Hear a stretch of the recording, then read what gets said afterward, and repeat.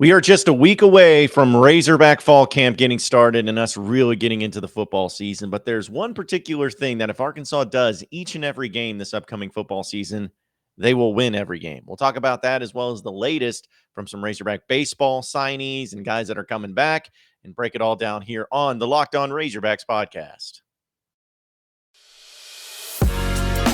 You are Locked On Razorbacks, your daily podcast on the Arkansas Razorbacks, part of the Locked On Podcast Network, your team every day.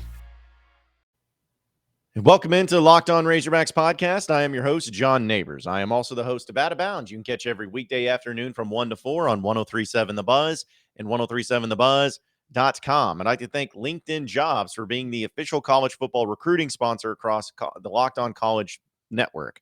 LinkedIn Jobs helps you find the candidates you want to talk to faster. Post your job for free at linkedin.com/lockedoncollege. Terms and conditions apply. Hope everybody had a wonderful weekend, as I know that SEC Media Days, we had a lot of that going on last week, a lot of things to talk about, and now we head into this week kind of like before fall camp really gets going. And so it's like this transitional period to where we got a little bit of a taste at Media Days, and now we got to wait a little bit till we start getting that next step further into what the season will actually have. So we're going to have fun on this podcast this week and still kind of talk about some of the stuff that may be going on and possibly some other news too, like we had over the weekend when it came to baseball as well. But I wanted to do the podcast today because this was something that actually I was on doing an interview on a radio show over the weekend. And one of the things that they brought up to me was something I thought was pretty fascinating and kind of looking at not only what Arkansas is going to try to do this upcoming season to try to be successful, but also if they actually do execute this game plan, why they will be so successful. And people forget that Arkansas led the SEC in rushing last year. I mean, they led the SEC in rushing last year. I'm pretty sure, I try to pull up some stats on it too, but I'm pretty sure that they actually led the Power 5 in rushing as well. So you're talking about a team last year that Arkansas's offense, which was pretty successful, averaged about 5 touchdowns a game, was able to really do some nice things in the pass game and the rush game. In fact, was about as close to balanced as you could have, where you had about 2,500 yards on both sides and very balanced to try to get to that point too. But now you have this upcoming season where, we talk about wide receivers and the concerns there, the tight ends and concerns there, which are legitimate concerns. And I'm not trying to take anything away from it. But if you start to really think about the rushing attack, we don't talk about it. Why? Well, it's because everybody's assuming it's going to be great. Because you have 4 of your 5 starting offensive linemen back. You have KJ Jefferson back. And you have 3 extremely talented running backs, young running backs back with Dominic Johnson, Rocket Sanders, and AJ Green. And so of all the things that we talk about, we break down, these transfers coming in and everything. Running back and the running game doesn't get talked about because it's just established. Like it's already, well, we know that's going to be good. But the thing is that it is going to be good. But also, it could be the reason that Arkansas has the best type of season that they could have this upcoming year. And so Sam Pittman at SEC Media Days talked a lot about different things that he was bringing up. And one of the things he did talk about was the running game. And he made sure that he established, like, that's our game right there. That's our bread and butter. Our goal is to rush for over 300 yards per game. And he even made the comment. He's like, I'm not saying we'll get to that every single game, but that's the ultimate goal, is to rush for 300 yards every single game. And when you have an offensive line like Arkansas has, where, Ricky Stromberg's an incredible player, and Cody Kennedy has been doing a really great job with the offensive line. And then you add in Sam Pittman, of course, wanting it to be that physical type of team to really be successful in the SEC, and having the depth at running back, and having an extremely gifted quarterback who can both run and pass. I'm not saying that you have to not worry about the passing game at all, but we could see a season where Arkansas ends up being a team where they just dominate teams up front and just pound it. until the other teams just have to basically submit and Arkansas ends up getting out of there with a victory. I started thinking about the Cincinnati game in that first upcoming game, and I'm like, you know what? That's what I'd like to see in that game. I'd like to see going up against a Cincinnati team, which is going to have a lot of new players, and obviously is not going to be as physical as Arkansas, or at least they shouldn't be as physical as Arkansas, to be able to step right in and just work them, just destroy them physically in the rushing attack. And if Arkansas can just establish that, if they can put together the type of running game where I'm not going to sit here and say, oh, well, the three-headed monster like Darren McFadden, Felix Jones, Peyton Hillis, that ain't happening. But if you can have those three running backs be able to rotate them in and out and get them in positions to be successful and get them in the positions to really make the defensive fronts think a lot about how you're going to go along with it. And the fact that you got KJ Jefferson, who's like 250 pounds, going to be running at you too, you have a chance to be extremely physical. And if you can do that, there's not a team that will beat you in the SEC. Because we know that in this conference, it's got the most talented, the most speediest, the most physical, like all those things happen in this conference. But the teams that seem to go the furthest, or the teams that at least seem to have the most consistent success, are teams that can be extremely physical up front. And because of Sam Pittman and his background, and because of what Arkansas did last year, and now what we're seeing, hopefully what they can do this year, if they're able to establish that goal of a 300 yards per game type of team, there's not a team they'll lose to. Like, if you told me that against Cincinnati, Arkansas is going to rush for 300 plus yards, they're not losing the game. Same thing against any team. You say that against South Carolina. Say it against Missouri State. Say it against A&M. Say it against Alabama. And again, I'm not saying that those are for sure going to happen, but if they do, just looking at based on the numbers, if you just take the numbers and put them up there, and we look at box scores of the future, and every single box score has Arkansas going for 300, 400 in that vicinity rushing yards in each and every game, they will win each and every game. Because what that does is that establishes the run. It makes the clock obviously work through a little bit faster. It keeps your defense off the field. It keeps them about as fresh as humanly possible, which is huge. You're able to open up the passing game a lot easier, where teams are going to be crashing in. You might be able to beat them over the top in some cases as well. And it just wears down the opposing team mentally. And not only with defensively, they're getting worn down, because obviously that's a duh statement, but even the offense, it can wear to them a little bit mentally too, where it's just like they may score a touchdown, but then the other team just goes down, scores each time. Suddenly you're having to play catch up. You're having to work out things yourself and figure it out. And it just turns into a very difficult situation. So like all those things factored into one, it's just, it sets up nicely to where that could be something that actually happens this year. Like, this team is good enough to be able to have that sort of rushing attack. This team is good enough to have an offensive line that can go over and beat other defensive fronts physically. They are good enough for that. The question becomes, can they actually execute that game plan? Are they in an offense that's based to be that way? And can they stay healthy enough to be able to do that? I honestly would love nothing more than to see KJ's passing numbers be the same or maybe even less than what it was last year, if it means that the rushing game is going to be increased substantially.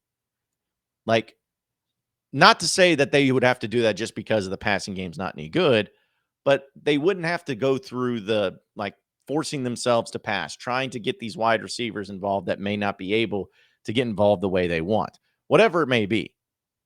I just feel like if this past year you went for like roughly around 2,500 rushing, 2,500 passing, if you got to the point where you were 3,000 to 3,500 rushing and stayed even the same or even less, said 2,200 yards passing, 2,000 yards passing, whatever, I think Arkansas is going to have a better year this year than what they did last year.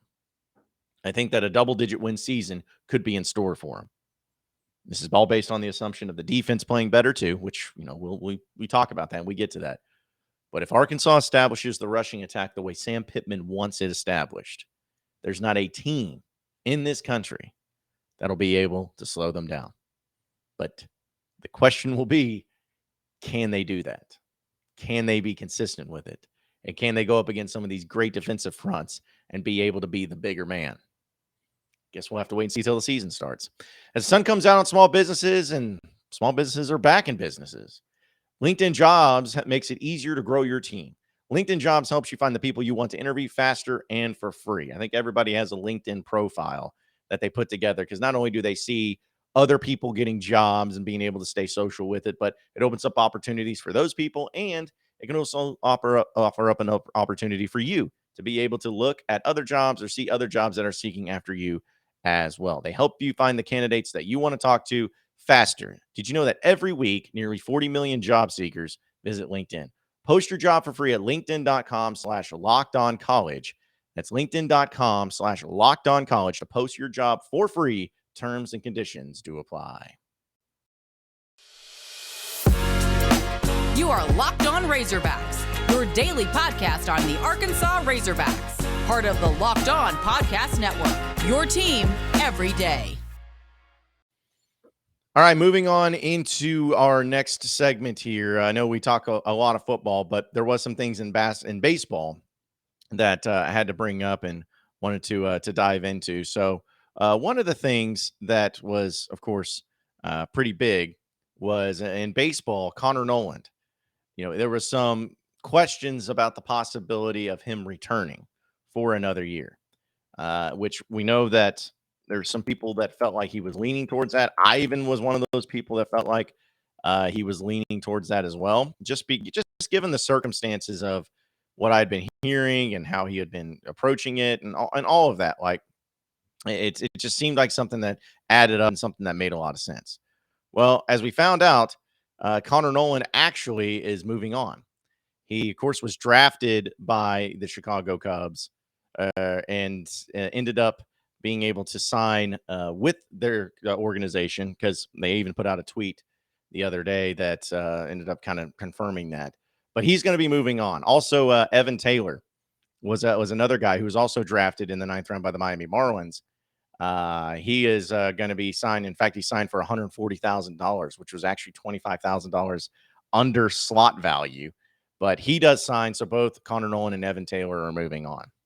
Now, these guys, obviously you would have preferred to have them back because they were dudes that were able to contribute to the team in a major way this past college baseball season, particularly Connor Noland, because he was your ace. And even though there were times during this season it may not have been perfect, once postseason hit, Connor Noland became about as dominant of any sort of starting pitcher you'd ever see. I mean, he was just killing it. And he was someone that you had a lot of belief in of being able to take care of business, which he did. So, losing him is going to be a little bit more difficult of a pill to swallow. But with them moving on, it makes sense. I mean, they were top 10 draft picks, top 10 round draft picks. And, with the organizations that they're going to and with the opportunities that they have for them to come back, it probably wouldn't be in their best interest. And even Dave Van Horn, I think, would completely agree and understand. He's like, you know what, this is something that they need to move on from and to take their next step into their college baseball career, which is fine. Now, and again, Evan Taylor was a fine player, but the thing about Connor Noland that something that he needs to be remembered for and respected for and everything. Like, the guy came in with playing football and even started a game under Chad Morris and won that game against Tulsa. And he ended up obviously choosing baseball to go that route, which I think a lot of people, myself included, thought that was the right decision. Not to say that he couldn't play quarterback, not saying that at all, but it's just because of the difficulty that it has, where it's like there's only one quarterback and he can be the only guy. Well, now you have in baseball, there could be multiple pitchers and multiple opportunities to work your way up. And then in the case of what he did, work himself into that ace role. And so him choosing that, and then he had to deal with some injuries and had to go through some things like that. And then to have this past year where not only did Arkansas have a good season, but they also had a little bit of a trial. They had a little bit of a slope, a slide down at the end of the year, to which they returned it and came back and went to the College World Series, something they didn't do the previous year, which a lot of people were very disappointed by. So for him to come back and do it and be a part of that was huge. I just hope that people remember Connor Noland for that type of legacy, for a guy that obviously loved the Razorbacks, grew up a Razorback fan, came here to just play football and baseball, stuck with baseball, stuck it out, didn't transfer, didn't complain, just kept his head down and ended up having a really great year this year. And then, of course, turning it into him being a ninth round draft pick to Chicago Cubs organization, which, say what you want if you're a Cubs fan or if you're not a Cubs fan, but it's just the way it goes sometimes. But it makes sense, and it's something that nobody can really say it was the wrong decision on his part. It absolutely was the right decision on his part, and I know that he's a smart kid that probably talked to his family and talked to everybody involved, and now he's gonna be moving on and taking that next step. Which again, you can't help but respect him for it and everything. Like seriously, like that's something that is just really cool. And in fact, of course, he posted on social media about it too, and wanted to thank all the fans, and which sometimes I feel like kind of can get overrated a little bit, especially if it doesn't seem sincere. But of course, Connors was sincere where he says, quote, Arkansas, I can't begin to thank you enough for the last 4 years. Thank you to my coaches, teammates, friends, fans, and my family for your unwavering support. Arkansas will always be home to me. Finally, thank you, the Cubs, for the opportunity to start this exciting journey. In fact, his profile picture already is a Chicago Cubs logo. So he is all in on that. So congratulations to Connor. Also, some other good news, though. Shouldn't say other good news because I wouldn't say Connor leaving is necessarily, good news. But still, some good news nonetheless. Brady Slavens officially announced that he will be coming back to the Razorbacks next year. Which is this is okay. This is crazy because again, I'm not going to sit here and try to say that I know the ins and outs of baseball development and what pros look at, and who looks good, who doesn't look good, where their draft stock is. Like I don't know any of that stuff. But the fact that Brady Slavens didn't even get drafted is wild to me. Seeing some of these other players that got drafted and out of college baseball and everything, it doesn't make much sense. But then he doesn't get drafted, so he's coming back, and that's huge because we talked about throughout as soon as the season ended, where you basically had Peyton Stovall was going to be the only player in the lineup returning there, and then people said, well, Kendall Diggs could be there, which he will be, and he can be a part of it. But now that you have Brady Slavens, a guy that had a really great year, a guy with a ton of experience, he's coming back. Like that's a huge positive for Arkansas. So, because they're not to say that they weren't bringing in some transfers or some guys that could step in and do a good job anyways. But the fact is like you want all the experience you can get, especially guys that seem to have a good bat on them, like Brady Slavens had. And again, the experience goes a long way. In fact, all Brady Slavens says, there's no place I'd rather be. See y'all at Bomb. # run it back.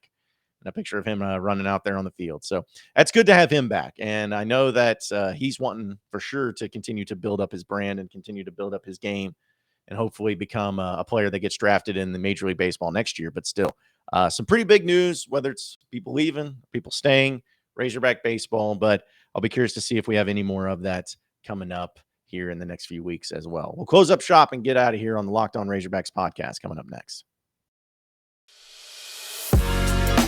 You are Locked On Razorbacks, your daily podcast on the Arkansas Razorbacks, part of the Locked On Podcast Network, your team every day. All right, so final segment here on the Locked On Razorbacks podcast. It's funny, I had a tweet that some people didn't really take the right way, and at least one of them being the person that I made the tweet about. And so I hate explaining things on social media, especially when I'm making a joke, whether it's maybe an ill-worded joke, which could have been this case. But trying to explain the joke in real life is tough. It's even tougher doing it on social media. So I left the tweet up. But anyways, Pat Forty, who, of course, is a very well-known journalist and writes for Sports Illustrated. He's been around for a long time. I used to read his stuff a lot, but I can't say that, I obviously read the same amount that I once did. But either way, he put out a Friday column saying, and this is what the headline says. And again, people talk about, well, just read the article. Well, if your headline says something emphatic, then I'm going to react to that headline, like regardless of what it says in your article. So Pat Forty's article, and this is his tweet. It says, Friday column, Jeremy Pruitt cements his status as the SEC's worst football hire of the 21st century as the Bills continue to come due for the great Tennessee fan revolt of 2017. So I see that, and the only thing I care about is what he says is when he says Jeremy Pruitt cements his status as the SEC's worst football hire of the 21st century.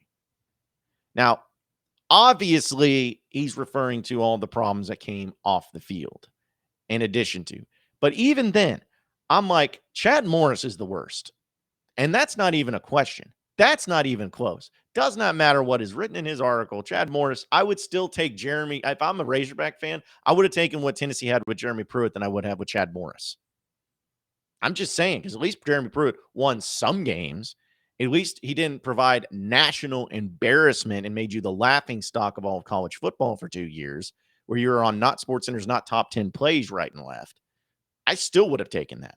Well, I quote tweeted and said, Pat deleted Chad Morris out of his memory like so many Hog fans. Now, he mentions Chad Morris in the article. It was a joke, just saying that, hey, if he even forgot about Chad Morris if he thinks that Jeremy Pruitt was worse than him. That was my intent. But Pat Forty said, I guess you didn't read the column. And everyone was like, yeah, you idiot, you didn't read the column. I didn't want to or need to read the column because he put it in his tweet. It says that he is the worst hire. And I say, no, Chad Morris is the worst hire. It was just a difference of opinion. So the thing is like everyone was up in arms about that and discussing it. And I was like, okay, whatever. Like I said, I'm not going to try to explain it to people because it's not going to go well, I'm sure. But either way, it's something that I still will stand my ground on and saying that Chad Morris is the worst. And in fact, I would even bet Tennessee fans would rather have the Jeremy Pruitt situation than what Chad Morris had. Like, I want to take a poll and ask all of the SEC teams, and say, just take your worst moments, your worst eras in the 21st century. Would you have traded that with Arkansas with Chad Morris for those 2 years, the worst eras of the 21st century? And I guarantee you none of them would have said, oh, yeah, we would have absolutely traded our days with you in Arkansas. Like, nobody would say that. So that's how I base my idea. It was like, who would you trade with? Who would trade with you? Nobody would. Nobody would deal with that. Like, Tennessee's Jeremy Pruitt situation is nothing because everyone acts like, oh, these NCAA violations are the worst. Okay. In the 21st century, how many teams, how many programs that got hit with major high level 1 violations and could not recover? Like, Penn State had all that stuff going on with Jerry Sandusky. Just a few years later, they're fighting for the Big Ten title. Like, Ole Miss got hammered. And they just came out like this was just less than 10 years ago. They got hammered by the NCAA. And what happens? Last year, they had their first 10-win season in history. So people that think that just the NCAA, anytime you get hit with violations, oh, this is ridiculous. I can't believe this. It doesn't do anything. Like, yeah, it probably has an impact on those few years there when it actually gets bowl bans and all that. But you think Ole Miss cares? I think Penn State is up there still feeling like, and I'm talking about on the field, feeling the effects from that era? No. And these are all things that happened just in the past decade. So that's a joke. Like, what Chad Morris did had more of an impact negatively than what those people went through with the NCAA violations. Like, it's just not the case. So anyways, that was my point. It may not have been clearly made, but for those of you who saw the tweet, that's what I was referring to. And Chad Morris is still not only the worst SEC hire, but the worst Power 5 college football hire in the history of college football. Change my mind, but you won't. Appreciate everybody listening into the Locked On Razorbacks podcast. Be sure to like and subscribe to the podcast on iTunes or on Google Play. You can also get after me on Twitter at BuzzJohnNabors for any questions, comments, concerns that you may have. Keep it going from there. Same podcast time, same podcast channel tomorrow afternoon. Have a great day, everybody. We'll see you then.